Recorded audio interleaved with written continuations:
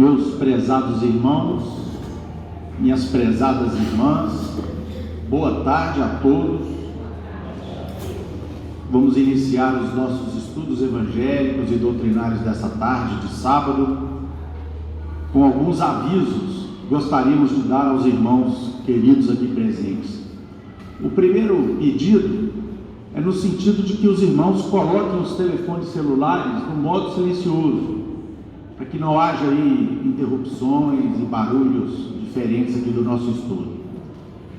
O segundo aviso é de que a partir de sábado que vem nós vamos começar a oitava Feira do Livro Espírita aqui do Solar, da Fraternidade Espírita Paulo de Tarso. Como sempre acontece todos os anos, vai ser ali naquela sala de multimeios que se localiza nos fundos aqui da instituição. A feira será aberta aos sábados, depois aqui da reunião, e nas terças-feiras, durante o horário também, a partir do horário término aqui da nossa reunião, às 20 horas. E esse ano, nós fizemos um convênio com a Federação Espírita Brasileira, e nós teremos obras espíritas aqui com um desconto muito especial, que será integralmente repassado para os livros, para as obras que nós disponibilizaremos aqui. Me parece que o desconto é de 42% no preço de capa de todas as obras. Então, peço aos irmãos que divulguem aí a nossa Feira do Livro. O objetivo aqui da fraternidade é tão somente, e sempre foi esse, de divulgar o livro espírita. O livro espírita é comercializado aqui, exceto o Evangelho, que não se vende aqui nessa casa, nunca se vendeu. Ele é comercializado apenas com o intuito da divulgação da obra espírita. O que é arrecadado, nesse ano nós vamos repassar integralmente à Federação Espírita Brasileira, que nos entregou a obra aqui para poder incentivar a venda dos livros, a divulgação, nos entregou em consignação. Bom, dito isso, meus irmãos, nós vamos elevar os nossos pensamentos a Jesus, agradecendo ao Mestre a oportunidade abençoada do estudo, pedindo aos nossos amigos espirituais que dirigem essa casa, que abençoem a todos que se encontram aqui presentes, que as bênçãos e a misericórdia de Deus, que se encontram presentes em todo o universo, possam recair sobre todos nós aqui presentes e reencaminhadas para os nossos lares. Pai nosso que estais nos céus, santificado seja o vosso santo nome. Venha a nós o vosso reino, seja feita a vossa vontade, aqui na terra como em todo o universo. O pão nosso de cada dia nos dai hoje. Perdoai as nossas dívidas, assim como perdoamos os nossos devedores. Não nos deixeis cair em tentações, livrai-nos do mal, pois que vossos são o reino, o poder, a majestade, a glória, para todos sempre, que assim seja. Em nome de Deus, de Jesus nosso Mestre amado, de Paulo de Tarso, patrono da nossa casa de oração, estudo e trabalho, dos nossos amigos e benfeitores espirituais, nós estamos iniciando os nossos estudos evangélicos e doutrinários, na santa e bendita paz, que assim seja. Do capítulo 27 do Evangelho segundo o Espiritismo, qualidades da prece, nós temos aqui o item 3 do evangelista Lucas, em que ele nos traz aqui o seguinte fato, vivenciado por ele junto com Cristo. Quer dizer, por ele não, porque ele não conviveu com Jesus, mas vivenciado por ele, narrado por Paulo de Tarso, Pedro, e que foi protagonizado aí pelo Cristo. Também disse esta palavra a alguns que punham a sua confiança em si mesmos como justos e desprezavam os outros. 2 homens subiram ao templo para orar. Um era fariseu, publicano o outro. O fariseu, conservando-se de pé, orava assim consigo mesmo: meu Deus, rendo-vos graças por não ser como os outros homens, que são ladrões, injustos e adúlteros, nem mesmo como esse publicano. Jejuo 2 vezes na semana, dou o dízimo de tudo que possuo. O publicano, ao contrário, conservando-se afastado, não ousava sequer erguer os olhos ao céu, mas batia no peito, dizendo: meu Deus, tem piedade de mim, que sou um pecador. Declaro-vos que este voltou para a sua casa justificado, e o outro não, porquanto aquele que se eleva será rebaixado, e aquele que se humilha será elevado. Lucas capítulo 18, versículos 9 a 14. Passamos a palavra para Laura. Meus amigos, minhas amigas, boa tarde. Quando Jesus nos prometeu: pedi e obtereis, nós temos que refletir e ponderar que Ele nos chamou a atenção para uma atitude de gratidão e confiança. E essa promessa, conforme nos mostra o Evangelho, não é uma garantia de satisfação dos nossos desejos. Muitas vezes egoístas, muitas vezes vazios e superficiais, mas sim uma garantia de que quando buscamos o Criador em prece, de coração sincero, em sintonia com a sua vontade, nossa prece será atendida, nossa oração será atendida da melhor forma e, na verdade, da forma mais adequada a nós. Deus atende às nossas preces de acordo com o que é melhor para cada um, de acordo com o nosso estágio de compreensão e evolução moral. Nós não estamos prontos para tudo, para receber tudo que a gente quer. Muitas vezes a resposta não vem da forma como imaginamos, da forma como desejamos, mas vem conforme o nosso merecimento.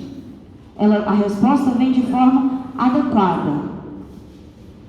E a prece sincera é simplesmente o exercício da fé e da confiança na bondade divina.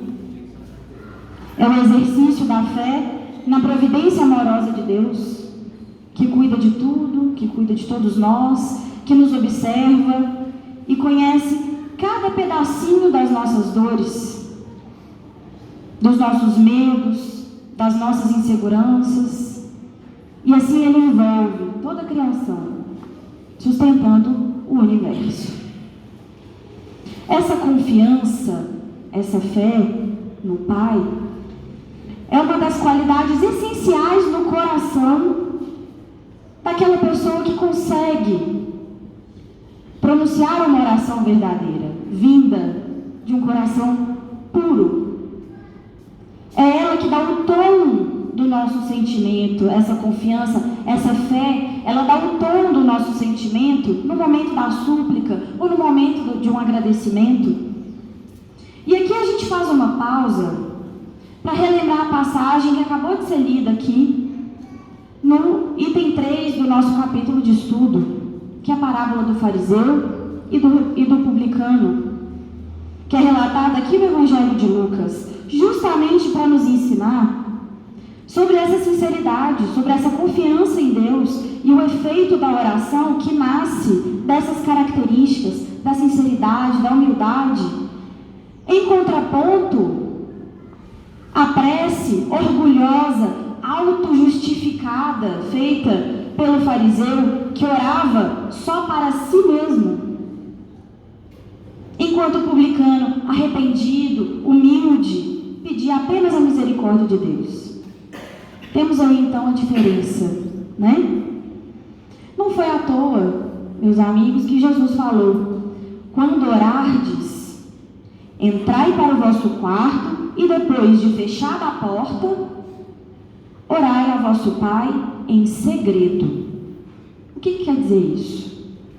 Que a oração deve ser um momento novamente, de sinceridade, de honestidade, de desprendimento, interiorização. Não se trata de magia de palavras, né? Não se trata de falar bonito, mas sim de um ato de entrega, de um ato de fé.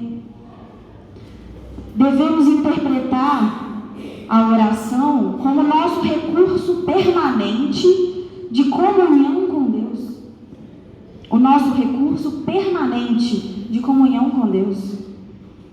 Porque nesse intercâmbio que nós falamos com Ele, das nossas mais íntimas aspirações, das nossas dúvidas, dos nossos amargores, dos nossos anseios. A prece atenua o cansaço que o mundo nos traz, que o mundo impõe em nossas vidas, que é inevitável. Então a prece atenua esse cansaço. Ela restaura as nossas energias, recupera o nosso espírito. E é necessário, portanto, cultivar a oração para que ela se torne um elemento natural da nossa vida. Como respirar, não é mesmo? Por fim, a prece é um meio seguro de nos identificarmos com o nosso Pai, que está nos céus. Essas palavras, meus amigos, elas são do Cristo. E elas se encontram na lição 18 do livro Boa Nova, onde ele fala sobre a oração dominical, quando ele ensinou para os discípulos o Pai Nosso. Então, a prece tem que partir do coração, e não da boca, né?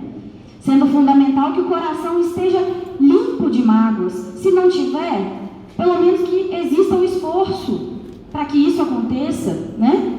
Sem ressentimentos, sem ódio, porque esses sentimentos, eles é que bloqueiam a nossa sintonia com o alto, né? Não existe coração que sustente uma prece sincera se não tiver, no mínimo, um esforço para o perdão, se não tiver, no mínimo, um esforço de mudança para o bem, né? Marcos, ele cita no seu evangelho: quando vos aprestardes a orar, se tiverdes qualquer coisa contra alguém, perdoai-o, a fim de que o vosso Pai que está nos céus também vos perdoe os vossos pecados. Isso se encontra na oração dominical que a gente acabou de falar, né? Perdoai as nossas dívidas, assim como nós perdoamos os nossos devedores. E não adianta recitar Pai Nosso como se fosse qualquer coisa decorada. A gente escuta isso, tenho certeza que muitos aqui escutam isso desde criança. Não adianta recitar Pai Nosso, Ave Maria, como se fosse qualquer coisa decorada, né? Tem que prestar atenção em cada estrofe, tem que sentir no coração cada palavra. Pois essa é a oração ensinada pelo Cristo para aqueles que ainda não sabiam orar quando aqui ele esteve na terra, né? A oração, assim, é uma ponte, meus amigos e amigas, é uma ponte que nos liga ao plano espiritual.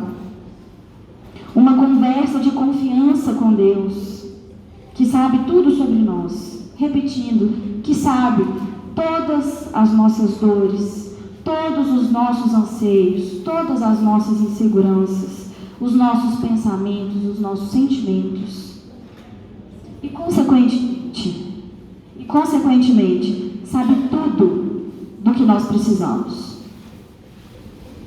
Quando nós ajoelhamos ou deitamos a cabeça nos nossos travesseiros e lembramos do Pai com fé, humilde, né? E com nossos pensamentos voltados para o bem maior, nós permitimos que o poder divino flua sobre nossas vidas, flua em nossas vidas, renovando nossas forças, curando nossas enfermidades internas e externas e nos ajudando a superar os obstáculos que a vida nos apresenta, que nós sabemos que são inevitáveis. Tem uma página, meus amigos, do livro Pão Nosso, ditada por Emmanuel, nosso professor da vida, como a dona Luzia costuma dizer, né? Nosso grande professor, e que veio através das mãos abençoadas do Chico, que estratifica, sintetiza e encerra esses pensamentos, esses ensinamentos, melhor dizendo, sobre a oração, presentes aqui no Evangelho, e ela começa assim: perseverai em oração, velando nela com ação de graças. Quem disse isso foi Paulo, em Colossenses. E Emmanuel começa: muitos crentes estimariam movimentar a prece qual se mobiliza uma vassoura ou um martelo. Exigem resultados imediatos por desconhecerem qualquer esforço preparatório, ou seja, querem que os seus pedidos sejam atendidos sem o menor esforço de aprimoramento próprio, não é? Outros perseveram na oração, mantendo-se, todavia, angustiados, espantados, desgastam-se e consomem valiosas energias em aflições injustificáveis. Enxergam somente a maldade e a treva e nunca se dignam examinar o tenro broto da semente divina ou a possibilidade do bem, encarcerando-se no lado mal, perdendo por vezes uma existência inteira, sem qualquer propósito de se transferirem para o lado bom. E aqui nós temos então aqueles que ficam presos na tristeza, presos nas maldades humanas, né? Nas maldades do mundo, não percebendo as oportunidades de fazer o bem, não percebendo as oportunidades de esperança e acabam vivendo uma vida sem propósito nenhum. E segue Emmanuel: que probabilidade de êxito se reservará ao necessitado que formula uma solicitação em gritaria, com evidências e sintomas de desequilíbrio? Então, como ter êxito ou respostas, né, resultados, se o pedido é carregado de desespero, de desequilíbrio, sendo que doença e dificuldade a gente trata com remédio, com paz, né? O concessionário sensato, de início, adiará a solução, aguardando prudente que a serenidade volte ao pedinte. O que Emmanuel quis dizer aqui?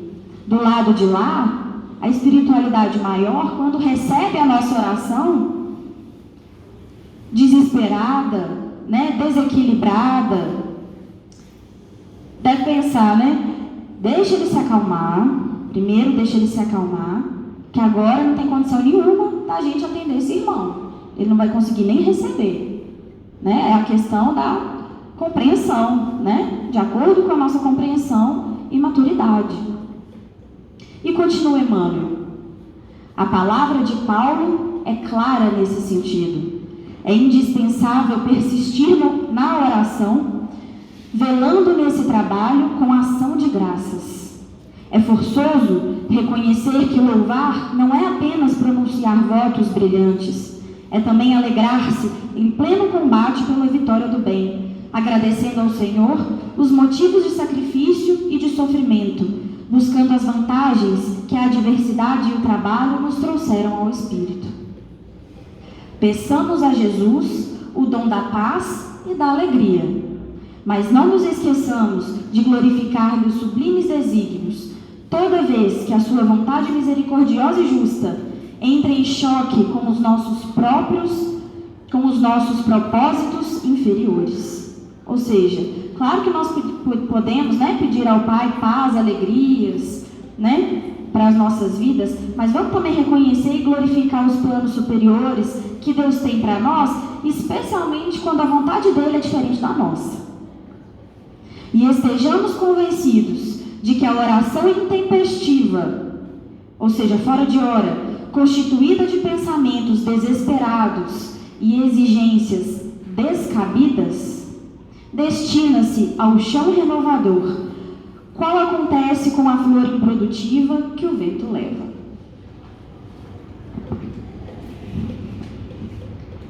Meus amigos, minhas amigas, com exceção de pouquíssimas pessoas extraordinárias que eu tive a felicidade de conviver, dentro da minha bolha, eu desconheço alguém que aprenda alguma coisa na vida em momentos apenas de prazer, em momentos apenas de bem-estar. Como a gente costuma falar, né? Mar calmo nunca fez bom marinheiro. E nós precisamos dos desafios. Por isso que Emmanuel fala, vamos saber também agradecer aos desafios, né? Que a vida nos impõe. Dor, doença, sofrimento, todos eles vêm para fortalecer as nossas fraquezas e nos preparar para um futuro muito melhor. Não tenhamos dúvida disso. Claro, se soubermos aproveitar as lições, né? Por isso, nas nossas orações, antes de pedir, vamos lembrar de agradecer pela nossa vida.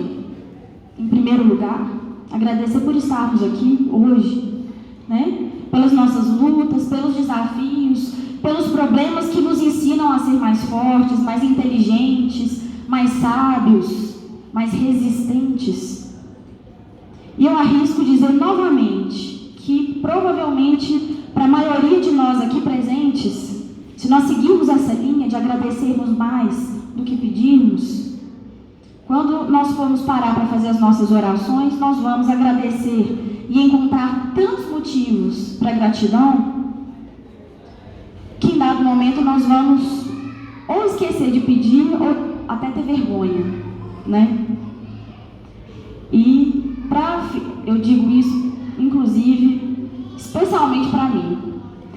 E para finalizar minha participação, já caminhando para o fim da nossa preleção, eu trouxe um relato que se encontra no prefácio do livro Pontos e Contos, onde nos conta Irmão X que um poeta e escritor norte-americano chamado Longfellow, ele nos contou um dia a história de um monge que passou muitos anos de sua vida rogando, orando para ter um encontro com Jesus.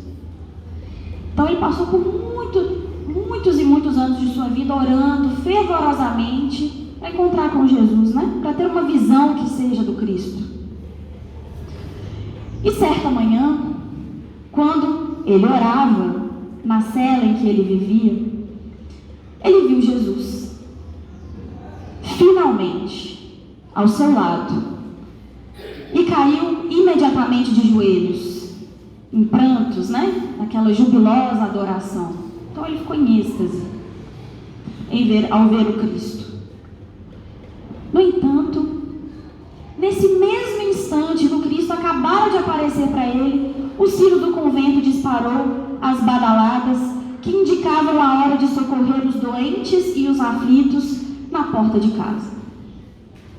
Naquele momento, apesar de Jesus estar ali na sua frente, o trabalho lhe chamava, o seu trabalho fiel de todos os dias. Então o clérigo, ele relutou um pouco, mas com imenso esforço levantou e foi cumprir as suas obrigações que lhe pertenciam, né, diariamente, mesmo Cristo estando ali. Então ele serviu pacientemente ao povo no grande portão do mosteiro, apesar de triste e muito amargurado por haver interrompido aquele momento que ele tanto sonhou em viver. Mais tarde, voltou à sua cela, após o dever cumprido, e para sua surpresa, lá estava o Cristo. Ele viu Jesus ainda ali te esperando. Então o Cristo ainda estava em sua cela, aguardando ele voltar da tarefa. Ajoelhando-se novamente, no êxtase que o possuía, na alegria que o possuía, ele ouviu o mestre que lhe disse bondoso: meu irmão, se você tivesse permanecido aqui, eu teria fugido. Esse relato, meus irmãos, é somente para nós não nos esquecermos de orar jamais, mas também para não nos esquecermos jamais de agir. Porque nós sabemos que a fé sem obras é uma fé morta, né? Nós somos espíritas, cristãos, e como Jesus fez enquanto Ele esteve aqui na terra e continua fazendo por nós, vamos arregaçar as mangas e trabalhar, servindo a Ele e ao nosso próximo, sempre com coragem, com fé, com resistência, com resiliência e com muito amor, dando sempre o melhor que nós temos em nós. Agradeço pela paciência e passo a palavra ao Euler. Euler não, seu pai. Afinal de contas é um orgulho para mim, né? Ter uma filha falando comigo. Meus queridos irmãos, minhas caríssimas irmãs, eu começo a minha participação com 2 ensinamentos de Santo Agostinho, o inesquecível bispo de Hipona, que em meio à sua vida religiosa, depois de uma aparição fantástica, Geraldo, de sua mãe, Santa Mônica,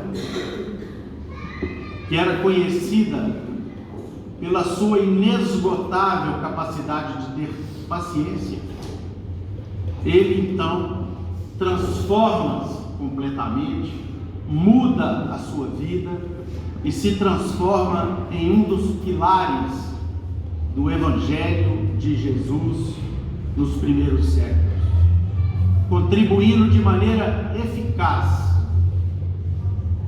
para o redirecionamento da Igreja de Jesus para os seus caminhos evangélicos.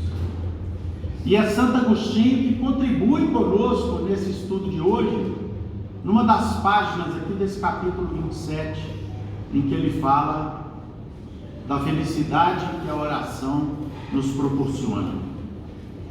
E ele começa nas suas confissões nos ensinando o seguinte: uma lágrima se evapora, uma flor murcha, mas só a oração chega ao trono de Deus. E aqui no Evangelho segundo o Espiritismo, nessa página, recebida por um médium desconhecido e trazida por Kardec aqui para o Evangelho. Num dado momento, falando sobre a oração, ele nos conclama a todos: avançai, avançai pelas veredas da prece e ouvirei as vozes dos anjos. Muito bonito, né, meus irmãos? Muito lindo. Avançai, avançai pelos caminhos da prece e ouvireis as vozes dos anjos. E Santo Agostinho nos anuncia, meus irmãos, que os espíritos angelicais vieram ao plano terrestre para nos anunciar o Consolador prometido por Jesus quando ele esteve aqui entre nós. E Jesus utiliza a vinda desse Consolador porque ele tinha ciência plena que o Espiritismo chegaria em uma ocasião de grandes tribulações e sofrimentos. Muitas conquistas da humanidade, mas nunca se viu tanta dor. Em qualquer quadrante do planeta que nós direcionarmos a nossa visão, nós verificaremos multidões sofrendo. Nós verificaremos multidões recebendo o impacto de uma humanidade que ainda não compreendeu, na sua maioria, o verdadeiro significado dos ensinos de Jesus aqui na terra, que ainda compreendem os ensinos do Cristo como mais uma religião. E tal qual os antepassados fariseus, como vimos aqui na lição que nos foi trazida por Lucas e proferida por Jesus, nós constatamos que ainda estamos muito apegados à ritualística religiosa, aos aspectos formais das religiões.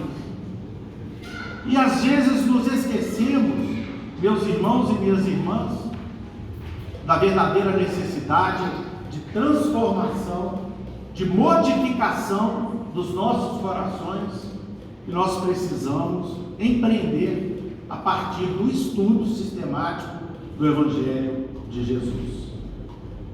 Além disso, Jesus sempre lidou e nos disse, e disse à humanidade, que sempre haveria de buscar as criaturas necessitadas, atribuindo a elas o conceito de filhas do Calvário, ou ainda um conceito de maior amor e de maior proximidade, atribuindo às pessoas necessitadas, que somos todos nós, como filhos do seu coração.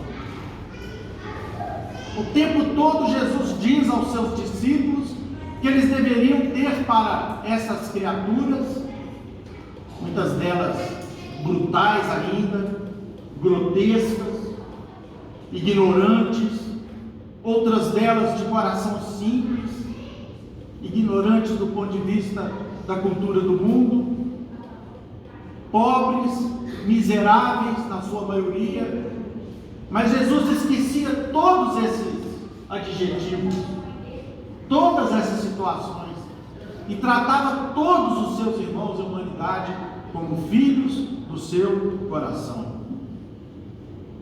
E por isso, Jesus nos demonstra de maneira muito clara que a oração proveniente do coração, quando nós oramos com sentimento, nós nos aproximamos da sua influência, da influência de Jesus Cristo, porque nós nos aproximamos da esfera onde reside o seu sentimento de amor e que está em volta de todo o nosso planeta e influenciando todas as regiões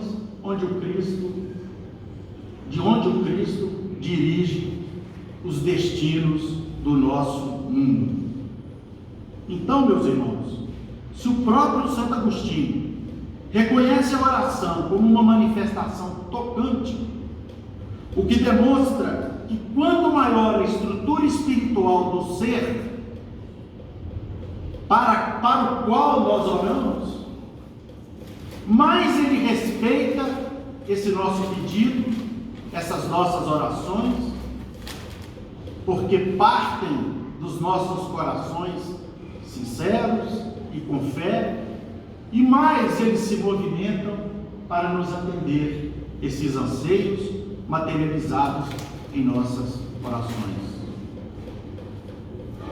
Agostinho nos traz o seguinte ensinamento: a oração é filha mais velha, filha primogênita da fé, e ela encaminha para os caminhos que conduzem a Deus. Então é a prece, quando feita com sentimento, como feita com a humildade daquele publicano que nós vimos aqui na narração de Lucas: Senhor, eu não sou digno sequer de pronunciar o seu nome, porque sou um pecador. Me perdoe, Senhor. Me ajude a transformar os meus sentimentos e as minhas atitudes. Só o fato, meus irmãos, minhas irmãs, de nós reconhecermos no sentimento de humildade a necessidade que temos da proteção divina, isso já nos habilita a conversarmos com o Criador, não de uma maneira de igual para igual, como algumas pessoas acham que podem. Eu oro para o cara lá de cima. Aquele cara lá de cima vai me ouvir. Nós temos que compreender a grandeza de Deus em nossas vidas e nos postarmos humildes diante dele para podermos rogar a a sua proteção e o seu amparo. Temos que desvestir a capa de orgulho e vaidade que insistimos em carregar ao longo dos séculos, que sempre fez com que a nossa prepotência, o nosso orgulho, a nossa vaidade sempre falasse mais alto do que os momentos de oração. Graças a Deus, depois de 20 séculos de cristianismo na Terra e de 2 séculos da doutrina espírita como consolador prometido, nós já sabemos e compreendemos que o ato da oração tem que ser sumamente um ato de resignação e de submissão à vontade de Deus. Avançai pelas veredas da prece e ouvirei as vozes dos anjos. Insisto e repito as palavras de Agostinho. Santo Agostinho, nessa maravilhosa mensagem, meus irmãos, minhas irmãs, nos transporta, ainda que por um momento, para uma reflexão maravilhosa. Uma reflexão que nos leva a vivenciarmos que quando em oração, estamos em oração, e essa oração está cheia de fé, nós atingimos sim os círculos espirituais. Nós atingimos aquelas esferas dos irmãos e irmãs queridos que se encontram no mundo espiritual, a alguns passos evolutivos à nossa frente, e que estão prontos para cumprir os desígnios de Deus, nos ajudando, nos auxiliando, nos socorrendo, nos amparando. É essa compreensão que nós precisamos ter a respeito da oração, que é um mecanismo de, não apenas de identificação, mas é um mecanismo de transporte do nosso pensamento e dos nossos sentimentos, que são levados até Deus.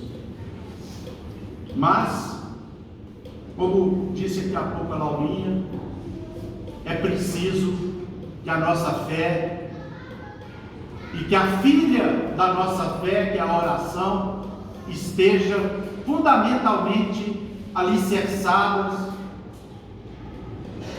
na operosidade, no trabalho, no esforço de transformação, que não seja apenas a repetição de promessas vãs e palavras vãs, que não seja apenas o reconhecimento da repetição dos mesmos erros. Não vos tornei repetidores das obras vãs, salvo engano, Paulo de Tarso, salvo engano. E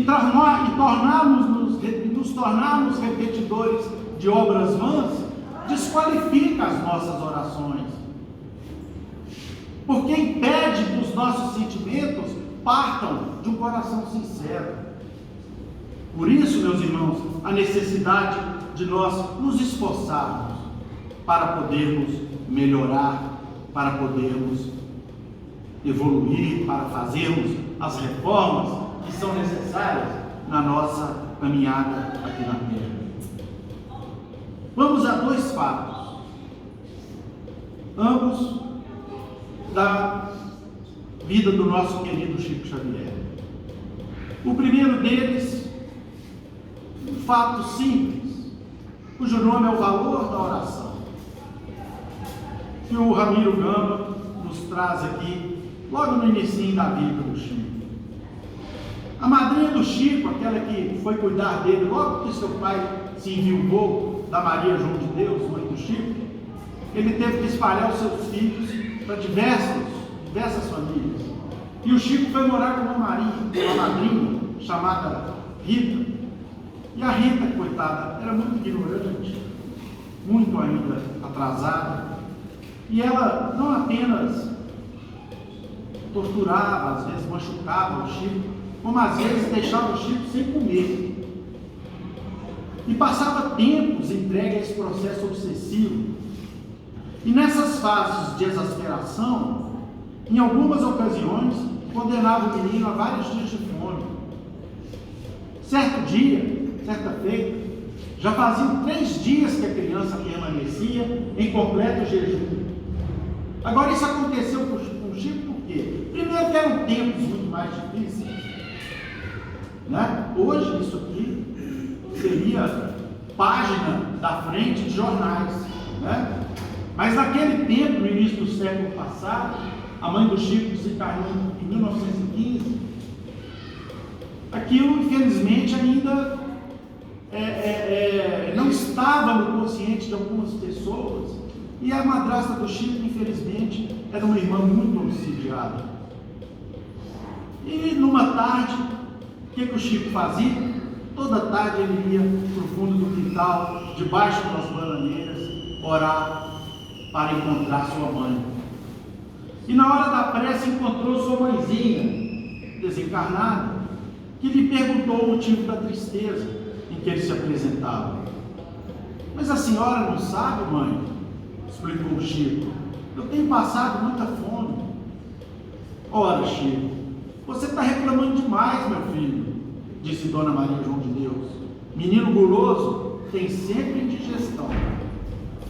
Mas hoje, mãe, bem que eu queria comer alguma coisa.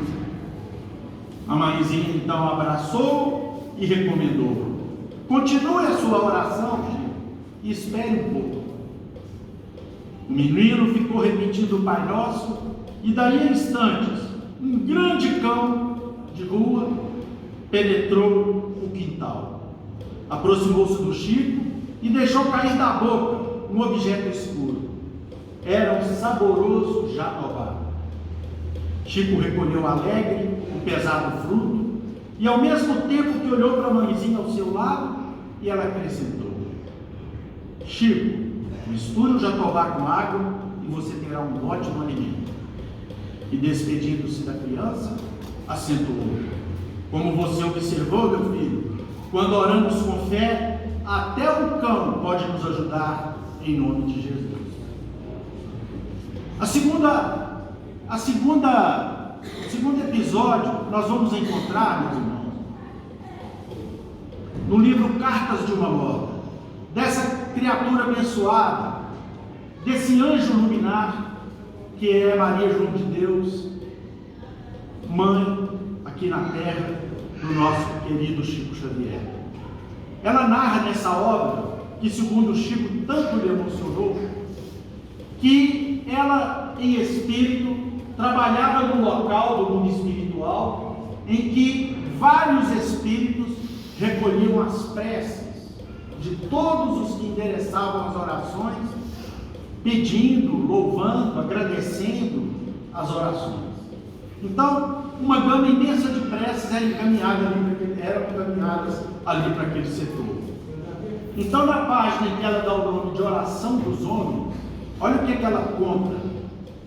Nossa especialidade, ou seja, o local que ela trabalhava, junto com outros espíritos, é examinar as preces dos seres terrenos, acudindo às casas de oração ou a qualquer lugar onde é um espírito que pede e que sofre.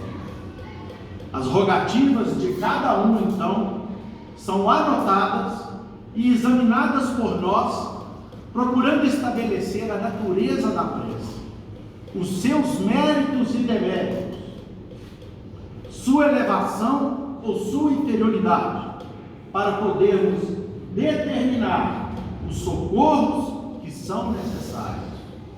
Então vejam bem, meus irmãos: pedi e obtereis, buscai e achareis.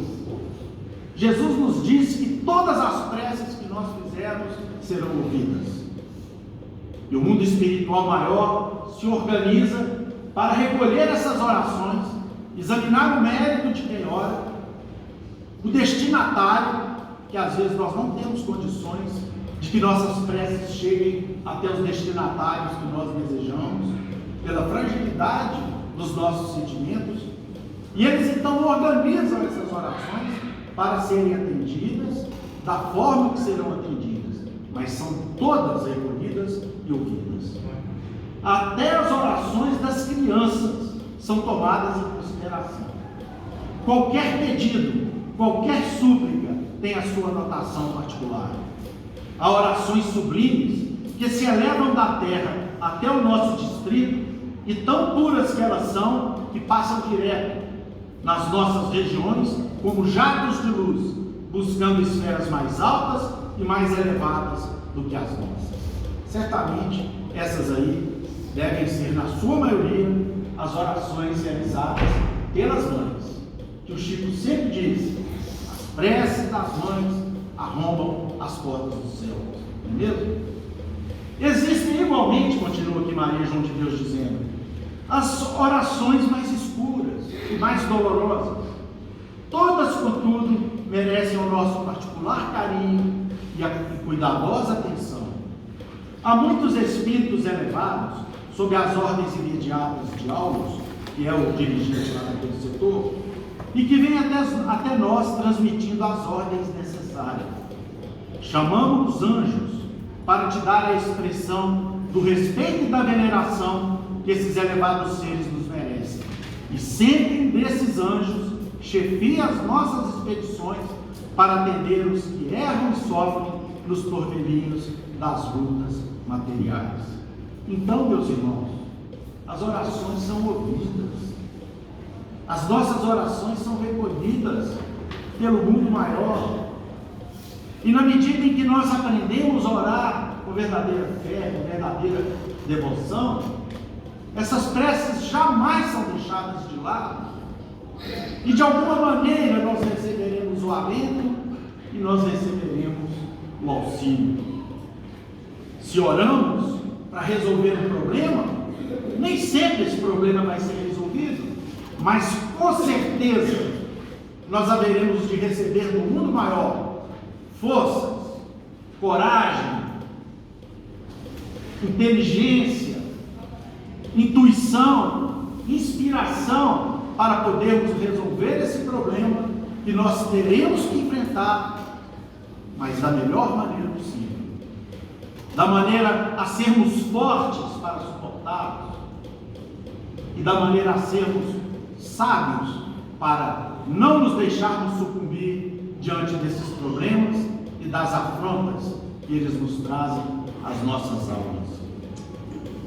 Não nos tire do mundo, não nos livre do mundo, mas nos ajude, Senhor, a enfrentá-lo. Não nos tire os problemas, mas nos abençoe, Senhor, para que tenhamos forças para conseguir vencê-los. André Luiz, na obra Entre a Terra e o Céu, tem uma página muito bonita, em que o Espírito que está ali instruindo André, nos fala das chamadas orações refratárias.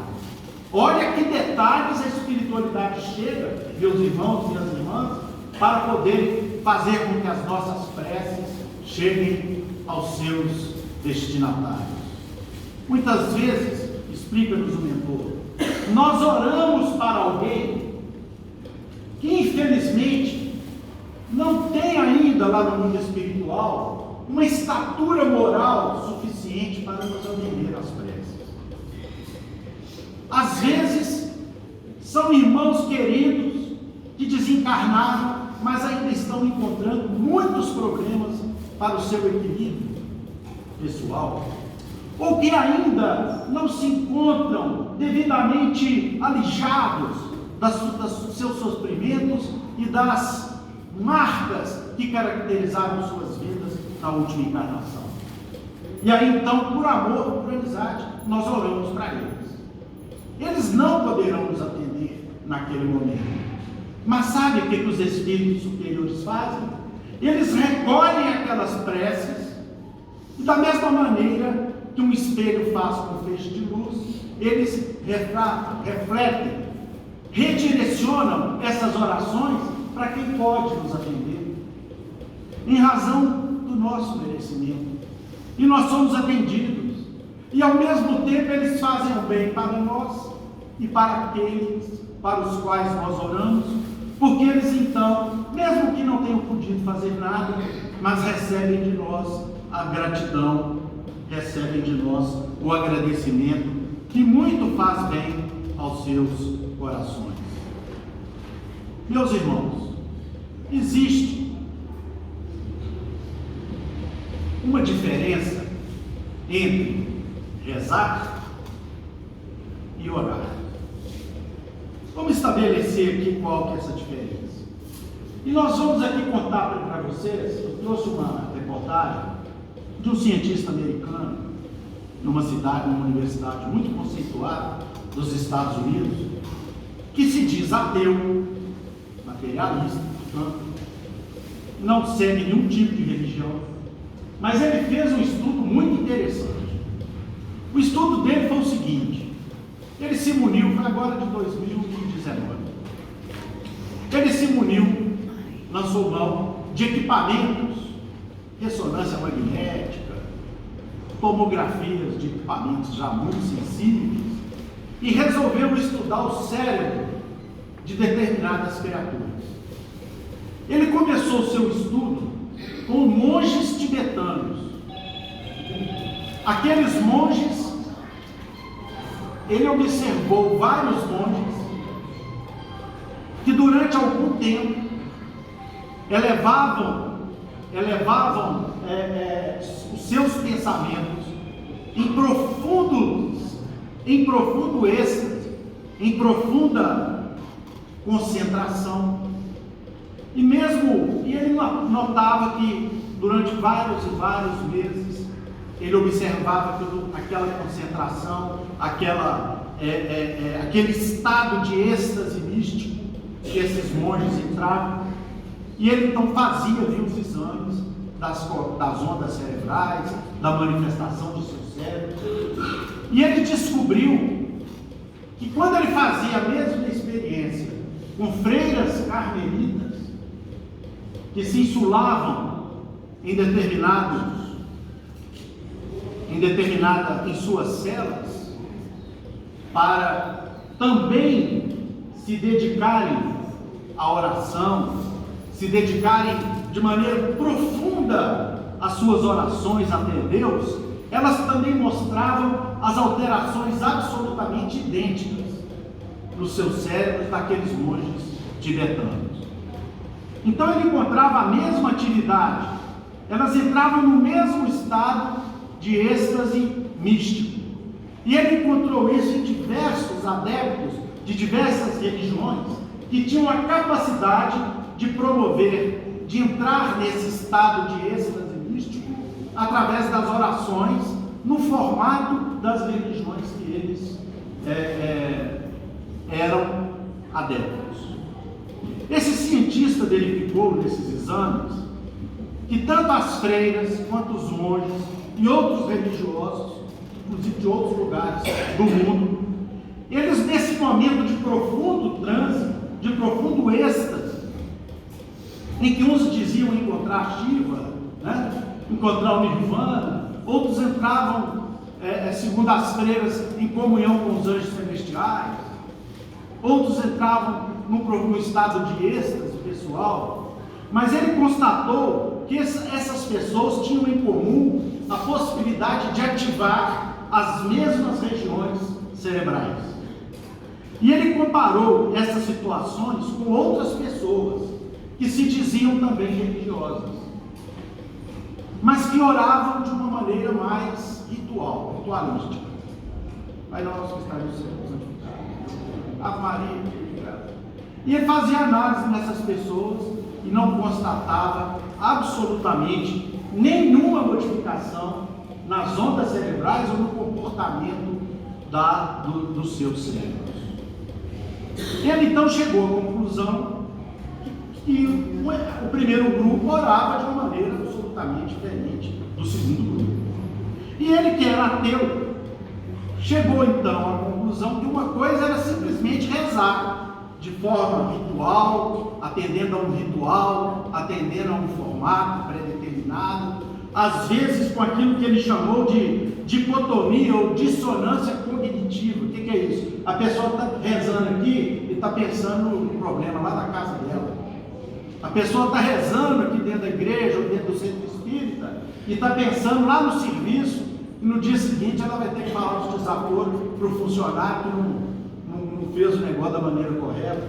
A pessoa às vezes está rezando e está pensando no ódio ou no rancor que ainda traz dentro do seu coração.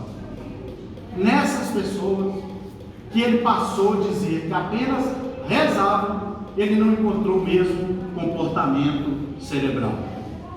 Porém, o que é mais interessante para esse cientista que era ateu, é que ele encontrou esse mesmo estado de oração, ao qual ele denominou, com essas pessoas que entram em estado de oração, elas atingem um ponto com Deus, com Deus delas. E ao atingirem esse ponto, é que elas entram nesse estado de absoluta diferenciação, em que os seus cérebros são ativados em regiões que rarissimamente são ativadas quando nós estamos encarnados aqui na Terra.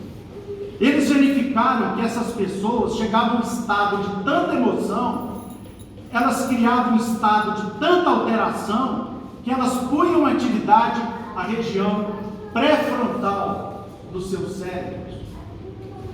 E essa região, meus irmãos, é identificada, entre outras coisas, como a área da compaixão, como a área da misericórdia. Ela é identificada como uma conexão, ela nos leva a uma conexão, quando é ativada, com sentimentos eminentemente superiores. Então, meus irmãos, todas as vezes que nós somos capazes de sentir compaixão, que nós somos capazes de exercer misericórdia em alguma medida, todas as vezes que somos tomados de empatia, pelo desejo de ajudar, nós ativamos a nossa região pré-frontal do nosso cérebro, e aí então nós conseguimos chegar a esse estado de emoção que nos conecta com as grandes inteligências e sentimentos do mundo espiritual. E a verdadeira oração, com esse coração repleto de humildade e de desejo de pedir misericórdia a Deus, pode ser também atingida com aquilo que aquele cientista compreendeu, que são etapas que nos levam a ativar esses centros nervosos especiais. E ele fala que a primeira etapa que nos leva ao início de ativação é a etapa da ternura, quando nós temos o impulso de agradar as pessoas estranhas. Vejam que interessante. Quando nós desejamos, quando nós temos impulso, quando nós temos oportunidade e nos dispomos a ajudar as pessoas que nós não conhecemos, nós exercemos, sabe o quê? A ternura. Quando nós entramos na etapa da gentileza, que é a segunda etapa, que é o impulso de ajudar a um estranho que nós não conhecemos a atravessar uma rua,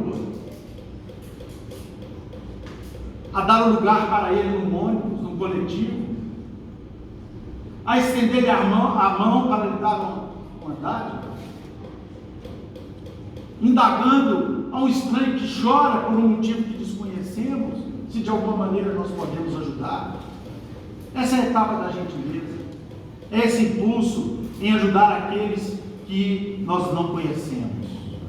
E por fim, e definitivamente, nós temos e entramos na terceira etapa, que é a etapa da bondade, que é o impulso de ajudar a qualquer pessoa, ainda que nós não gostemos delas, exercendo para com elas o sentimento de bondade ativa e que dispara de maneira eficiente sentimentos, ondas, eletricidade, energias dos nossos cérebros, e com isso as nossas orações atingem locais em que nós sequer imaginamos, em face de sua superioridade e em face da sua beleza, porque ela está impregnada de sentimentos e de bondade. E no livro de André Luiz, que é o livro Obreiros no Mundo Maior, esse cientista fez essa pesquisa, meus irmãos, aproximadamente 6, 7 anos atrás.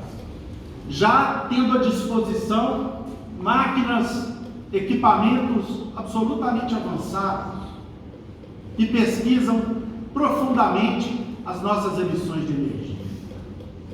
Mas André Luiz, em 1930 a 1940, no livro No Mundo Maior, nos mostra a atividade dessa região pré-frontal, que só agora os cientistas estão descobrindo, como eu lhes narrei aqui há pouco. E nos ensina, numa página belíssima, que é essa região, quando conseguimos ativá-la pela força do amor e da fé, que nos leva à divindade, de onde emana os sentimentos de altruísmo e de bondade, com os quais nós compartilharemos com o mundo maior, para podermos viver em comunhão definitiva com o nosso Criador. E isso André Luiz escreveu para nós aqui na Terra, na década de 40. E só agora a ciência vem descobrindo a necessidade, a bênção, a oportunidade, a imprescindibilidade da oração em nossas vidas. Então, meus irmãos, minhas irmãs, tem muita diferença entre o ato de rezar e o ato de orar. Um provém dos nossos hábitos, e já é um passo, mas muitas vezes hábitos esses que convivem em paralelo com as nossas atividades e atitudes e pensamentos que nem sempre são benéficos. A oração provém dos nossos corações, que é o estado de ligação que nós passamos a ter com a divindade. É aquele ponto que nós alcançamos os ideais de Deus aqui para nós, aqui na terra. Orar produz benefícios para quem ora e atinge as regiões profundas, não apenas do nosso ser, mas se multiplica pelas comunicações infinitas que Deus estabeleceu entre eles e entre nós, os seus filhos. Comunicações e meios esses que nós podemos atingir quando nós concluímos que, embora a nossa pequenez, embora a nossa inferioridade, mas temos Deus dentro de nós, temos o princípio espiritual e o princípio evolutivo pulsando dentro de nossas vidas.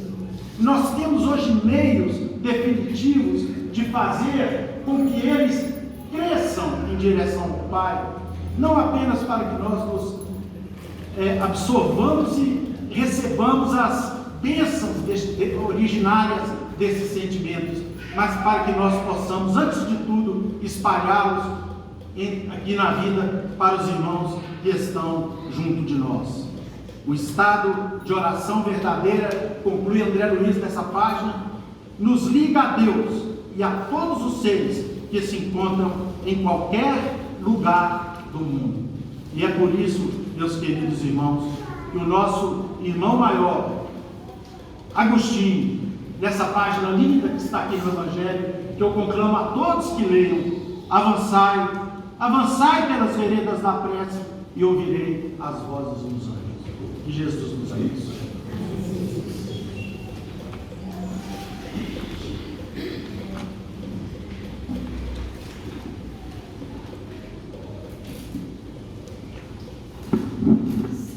Pedimos o nosso caríssimo irmão Sr. Evandro para fazer a prece de encerramento.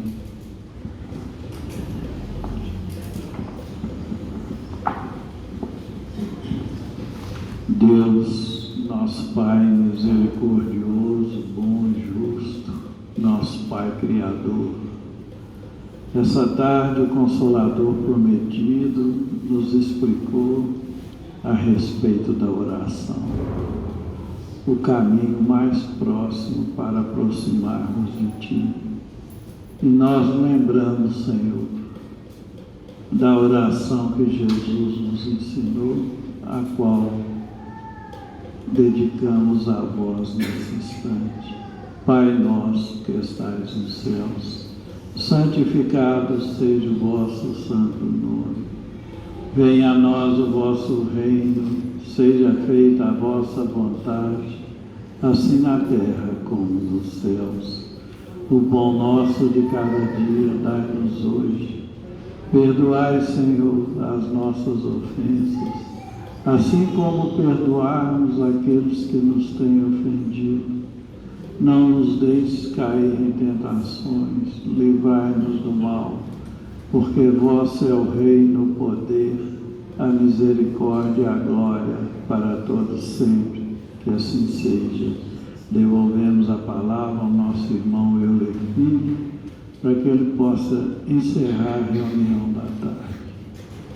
Em nome de Deus, de Jesus, nosso mestre amado, Paulo de Tarso, patrono da nossa casa de oração, estudo e trabalho, dos nossos amigos e benfeitores espirituais, nós estamos encerrando os nossos estudos evangélicos e doutrinários. E antes, lembrando a todos os irmãos e irmãs aqui presentes, que a partir de sábado que vem, terá início a 8ª Feira do Livro Espírita, aqui na Fraternidade Espírita Paulo de Tarso, ficando todos desde já convidados. Amém. Na santa e bendita paz, que assim seja.